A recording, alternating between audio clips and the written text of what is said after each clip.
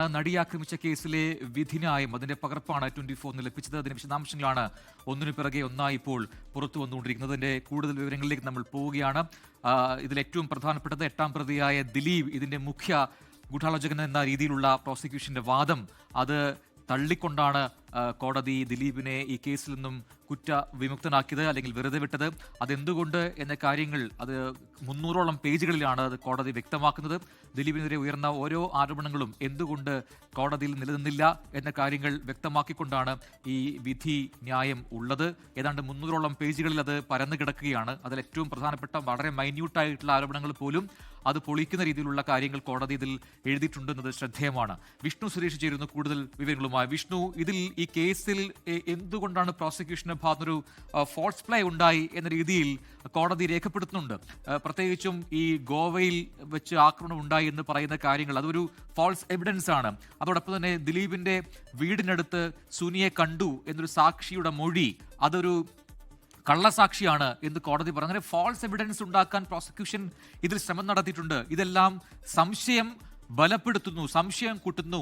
ഇങ്ങനെ ദിലീപിനെ ഇതിൽ പ്രതിയാക്കുക എന്നൊരു ഗൂഢാലോചന ഇതിന് പിന്നിലുണ്ട്, ഒരു ആസൂത്രിതമായ ശ്രമമുണ്ട്. അങ്ങനെ ഒരു ശ്രമത്തിന്റെ ഭാഗമാണോ എന്ന് സംശയിക്കേണ്ടിയിരിക്കുന്നു എന്നാണ് കോടതിക്ക് ഈ നിരീക്ഷണങ്ങളിൽ നിന്നും തോന്നുന്നത്. അതുകൊണ്ട് തന്നെ ഇതൊന്നും കൃത്യമായി തെളിയിക്കാൻ, വളരെ വാലിഡായി വളരെ സ്ട്രോങ് ആയിട്ട് തെളിയിക്കാൻ പറ്റുന്ന ഒരു എവിഡൻസും ഒരു തെളിവുകളും കോടതിയിൽ ഹാജരാക്കാൻ പ്രോസിക്യൂഷന് കഴിഞ്ഞില്ല എന്ന് കോടതി കണ്ടെത്തിയിരിക്കുന്നു. അതുകൊണ്ട് ഈ കേസിൽ നിന്നും വിടുതൽ ചെയ്യുന്നു അല്ലെങ്കിൽ വെറുതെ വിടുന്നു എന്നാണ് കോടതി സൂചിപ്പിക്കുന്നത്, അല്ലേ? പ്രജിൻ, കോടതിക്ക് മുൻപിൽ മെറിറ്റ് മാത്രമാണ് ആധാരം. അതിനപ്പുറത്തേക്ക് മറ്റൊന്നും കോടതിക്ക് മുൻപിലില്ല.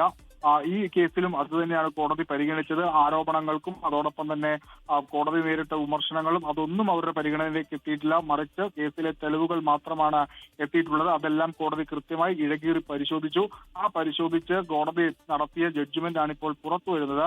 ആ ജഡ്ജ്മെന്റിൽ ഒരിടത്തും ഈ പറയുന്ന ഗൂഢാലോചന തെളിയിക്കുന്നതുമായി ബന്ധപ്പെട്ട് പ്രോസിക്യൂഷൻ തെളിവ് ഹാജരാക്കിയിട്ട് ഇല്ല എന്ന് തന്നെ വളരെ കൃത്യമായി തന്നെ പറയുകയാണ്. ഒരിടത്തും തെളിവ് ഹാജരാക്കാനായിട്ട് നിലവിൽ പ്രോസിക്യൂഷൻ സാധിച്ചിട്ടില്ല. പ്രോസിക്യൂഷൻ ഹാജരാക്കിയ തെളിവുകൾ, അവർ മെനഞ്ഞ കഥകൾ, അതൊക്കെ കേവലം കഥകളായി മാത്രം നിലനിൽക്കുന്നു. അതിനെ സബ്സ്റ്റാൻഷിയേറ്റ് ചെയ്യുന്ന ശാസ്ത്രീയ തെളിവുകളോ സാങ്കേതിക തെളിവുകളോ ഒന്നും തന്നെ പ്രോസിക്യൂഷന് ഹാജരാക്കാൻ പറ്റിയിട്ടില്ല. അതിൽ ഏറ്റവും ഒടുവിലത്തെ ഉദാഹരണമാണ് ഇപ്പോൾ പുറത്തു വന്ന ഈ ഗോവയിലെ അറ്റംപ്റ്റ്. ഗോവയിൽ പൾസർ സുനി നടിയെ ആക്രമിക്കാൻ ശ്രമിച്ചു എന്നൊരു ഭാഗം ഈ പ്രോസിക്യൂഷന്റെ ആർഗ്യുമെന്റുമായി ബന്ധപ്പെട്ട ആർഗ്യുമെന്റ് നോട്ടിൽ വളരെ കൃത്യമായി പറഞ്ഞിരുന്നു. അതിന് തെളിവുകളുണ്ടെന്ന് പ്രോസിക്യൂഷൻ പറഞ്ഞു. പൾസർ സുനി ഗോവയിൽ എത്തിയതിന്റെ തെളിവുണ്ടായിരുന്നു. ഒപ്പം മറ്റ് ഈ കേസിലെ 4ാം പ്രതിയുമായി നിരന്തരം ഗോവയിൽ വെച്ച കോണ്ടാക്ട് ചെയ്തിരുന്ന തെളിവുകളുണ്ടായിരുന്നു. പക്ഷേ അന്ന് ഈ നടി എയർപോർട്ടിൽ നിന്ന് തിരികെ വരുന്ന ഘട്ടത്തിൽ ഇവരെ തട്ടിക്കൊണ്ടുപോകാനായിരുന്നു പൾസർ സുനി തീരുമാനിച്ചിരുന്നത്. പക്ഷെ അന്ന് മേക്കപ്പ് മാൻ ഉണ്ടായിരുന്നുകൊണ്ട് ആ ശ്രമം പാളിപ്പോയി എന്നാണ് പ്രോസിക്യൂഷന്റെ കണ്ടെത്തൽ. പക്ഷേ അത് കേവലം ഊഹാപോഹം മാത്രമാണ്. അത്തരത്തിലൊരു തട്ടിക്കൊണ്ടുപോകൽ അറ്റംപ്റ്റ് നടന്നതായി നടി എങ്ങും പരാതി നൽകിയിട്ടില്ല. പിന്നെ അതെങ്ങനെയാണ് ഒരു അറ്റംപ്റ്റായി കണക്കാക്കാനാകുക എന്ന് കോടതി ചോദിക്കുന്നു. ഒപ്പം അതുമായി ബന്ധപ്പെട്ട് ഈ പൾസർ സുനി അവിടെ താമസിച്ചതുമായി ബന്ധപ്പെട്ടുള്ള രജിസ്റ്റർ കോടതിയിൽ ഹാജരാക്കിയിരുന്നു. പക്ഷേ ആ രജിസ്റ്ററും മഹസറും തമ്മിൽ വ്യത്യാസമുണ്ട് എന്ന പ്രതിഭാഗം പറയുന്നു. പ്രതിഭാഗം അതിനെ കൃത്യമായി ഗണ്ണിച്ചിരുന്നു. അത് ശരിയാണെന്ന കോടതിയും വിലയിരുത്തുന്നു. അങ്ങനെയാണ് അതൊരു ശ്രമമായി കണക്കാക്കാനാകില്ല എന്ന നിലപാടിലേക്ക് കോടതി എത്തുകയാണ്. ഒപ്പം സാമ്പത്തിക ഇടപാട്, ഈ കട്ടപ്പനയിലെ ഹൃതിക് റോഷൻ എന്ന സിനിമയുടെ സെറ്റിൽ വെച്ച 30,000 രൂപ പൾസർ സുനിക്ക് കൈമാറി എന്ന ഒരു കണ്ടെത്തൽ പ്രോസിക്യൂഷന്റെ ഭാഗത്തുനിന്നായിട്ടുണ്ടായിരുന്നു. പക്ഷേ അതും കോടതി തള്ളുകയാണ്. അത് പൾസർ സുനി തന്നെ ചോദ്യം ചെയ്യുന്ന ഘട്ടത്തിൽ അത് നിഷേധിച്ചിട്ടുണ്ട് എന്നാണ് നിലവിൽ കോടതി അതുമായി ബന്ധപ്പെട്ട് വ്യക്തമാക്കുന്നത്.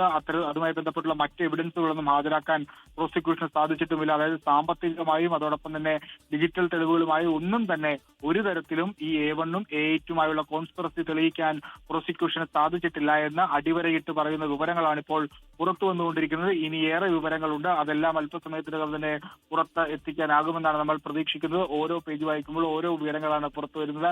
വലിയ തിരിച്ചടി പ്രോസിക്യൂഷൻ ഉണ്ടാകാനുള്ള കാരണം കാര്യമായ ഒരു തെളിവും പ്രോസിക്യൂഷന് ദിലീപിനെതിരെ ഹാജരാക്കാൻ പറ്റിയിട്ടില്ല എന്നാണ് നമ്മൾ മനസ്സിലാക്കുന്നത്.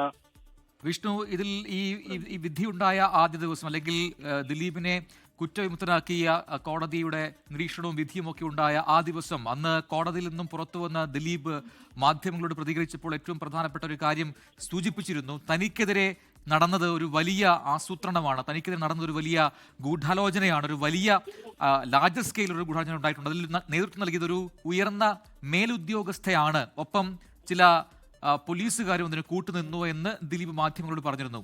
അതേ കാര്യം ഈ വിധി ന്യായത്തിൽ ആദ്യ ഭാഗങ്ങളിൽ കൃത്യമായി കോടതി പറയുന്നുണ്ട്. അതായത് ഈ അറസ്റ്റിന് പിന്നാലെ തൻ്റെ ഒരു പരാതി ഉണ്ടായിരുന്നു, ദിലീപിന്റെ ഒരു പരാതി ഉണ്ടായിരുന്നു. ആ പരാതിയിൽ പറഞ്ഞിരിക്കുന്ന പ്രധാനപ്പെട്ട ആരോപണം അന്വേഷണ ഉദ്യോഗസ്ഥയായ സന്ധ്യ ADGP സന്ധ്യ അടക്കമുള്ള ആളുകൾ ചേർന്ന് തനിക്കെതിരെ ഒരു ലാർജ് സ്കെയിൽ ഒരു കോൺസ്പിറസി ഉണ്ടാക്കി ഒരു ഗൂഢാലോചന നടത്തി എന്നുള്ളതാണ്. ആ രീതിയിലൊരു ആ മട്ടിലൊരു പരാതി ഉണ്ടായിട്ടും അതിൽ അന്വേഷണം നടത്തിയില്ല എന്ന് കോടതി പറയുന്നുണ്ട്. അപ്പോൾ ദിലീപ് എന്ന് പറയുന്ന പ്രതി, ഈ കേസിലെ പ്രതി, അത് പറഞ്ഞിരിക്കുന്ന കാര്യങ്ങൾ, ദിലീപ് പറഞ്ഞിരിക്കുന്ന കാര്യങ്ങൾ കൃത്യമായി രേഖപ്പെടുത്തിയ കോടതി ദിലീപിനെതിരെ എന്തൊക്കെ കാര്യങ്ങൾ നിരത്തിയിട്ടുണ്ട് പ്രോസിക്യൂഷൻ, ആ വാദങ്ങളൊന്നും നിലനിൽക്കുന്നില്ല എന്ന് മെറിറ്റിന്റെ അടിസ്ഥാനത്തിൽ ബോധ്യപ്പെട്ടു, അല്ലെങ്കിൽ കോടതിക്ക് ബോധ്യപ്പെട്ടു എന്നാണ് ഇതിൽ നിന്ന് വായിച്ചെടുക്കാൻ കഴിയുന്നത്, അല്ലേ? പ്രജിൻ, അതുതന്നെയാണ്. കാര്യമായ തെളിവുകളൊന്നും തന്നെ ദിലീപിനെ ഈ കേസിൽ പ്രതി ചേർക്കുന്നതിനോ കോൺസ്പിറസി തെളിയിക്കുന്നതിനോ സാധിച്ചിട്ടില്ല പ്രോസിക്യൂഷൻ എന്ന് മനസ്സിലാക്കുന്നു. വെറും ഊഹാപോഹങ്ങളും ആരോപണങ്ങളും മാത്രമാണ് പ്രോസിക്യൂഷന്റെ ഭാഗത്തുനിന്ന് ഉണ്ടായിട്ടുള്ളത്. അതിനെ ഉതങ്ങുന്ന രീതിയിലുള്ള ശാസ്ത്രീയ തെളിവുകളോ സാങ്കേതിക തെളിവുകളോ ഒന്നും ഹാജരാക്കാൻ സാധിച്ചിട്ടില്ല. ഒരു കൊട്ടേഷന്റെ അടിസ്ഥാന തത്വം എന്ന് പറഞ്ഞാൽ ഒരാൾ പണം നൽകി മറ്റൊരാളെ കൊണ്ട് ചെയ്യിക്കുന്നു എന്നുള്ളതാണ്. അതിൽ ഏറ്റവും പ്രധാനപ്പെട്ട രേഖയായ കേസുകൾ വരുമ്പോൾ ഉള്ളത് സാമ്പത്തിക ഇടപാടുകളാണ്. പക്ഷേ ഈ കേസിൽ പൾസർ സുനിയും ദിലീപും തമ്മിൽ നടത്തിയിട്ടുള്ള സാമ്പത്തിക ഇടപാടിന്റെ രേഖകൾ ഹാജരാക്കുന്നതിൽ പ്രോസിക്യൂഷൻ പരാജയപ്പെട്ടു. അതുകൊണ്ട് തന്നെ ഈ കേസിലെ ഗൂഢാലോചന തെളിയില്ല എന്നുള്ള കാര്യത്തിൽ ഏറെക്കുറെ വ്യക്തത വന്നിട്ടുണ്ട്. പിന്നീട് പ്രോസിക്യൂഷൻ നടത്തിയ പല സാഹചര്യ തെളിവുകൾ, പലയിടങ്ങളിൽ വെച്ച് ദിലീപുമായി പൾസർ സുനി കൂടിക്കാഴ്ച നടത്തി, അതോടൊപ്പം തന്നെ പൾസർ സുനിയുടെ പക്കൽ നിന്ന് ദിലീപിന്റെ പക്കൽ നിന്ന് പൾസർ സുനി പണം വാങ്ങി മറ്റിടങ്ങളിൽ ഗോവയിൽ ഒരു അറ്റംപ്റ്റ് നടത്തി, ഈ ലോക്കറിന്റെ കഥ, അതെല്ലാം കേവലം കഥകളായി മാത്രം നിലനിൽക്കുന്നു എന്നാണ് ഇപ്പോൾ കോടതി നിരീക്ഷിക്കുന്നത്. അതിനെ സബ്സ്റ്റാൻഷിയേറ്റ് ചെയ്യുന്ന തെളിവുകളൊന്നുമില്ല. അതിലൊപ്പം തന്നെ ഒരു പ്രധാനപ്പെട്ട കാര്യം പറയേണ്ടത്, ജനുവരി മാസത്തിൽ പൾസർ സുനി ആലുവയിലെ ദിലീപിന്റെ വീട്ടിലെത്തി കണ്ടു എന്ന് പറയുന്ന ഒരു മൊഴി ഉണ്ടായിരുന്നു. ആ സാക്ഷിയെ കെട്ടിച്ചമച്ചതാണ്. അന്ന് ഈ കണ്ടു എന്ന് പറയുന്ന ദിവസം പൾസർ സുനി ഗോവയിലായിരുന്നു. ലോകത്തെവിടെയായാലും ഏത് സമയത്തും 24 വാർത്തകളും ഓഗ്മെന്റഡ് റിയാലിറ്റി പാക്കേജുകളും എക്സ്പ്ലെയിനറുകളും വിശദമായി കാണാൻ ഞങ്ങളുടെ യൂട്യൂബ് ചാനൽ നിങ്ങൾക്ക് സബ്സ്ക്രൈബ് ചെയ്യാം.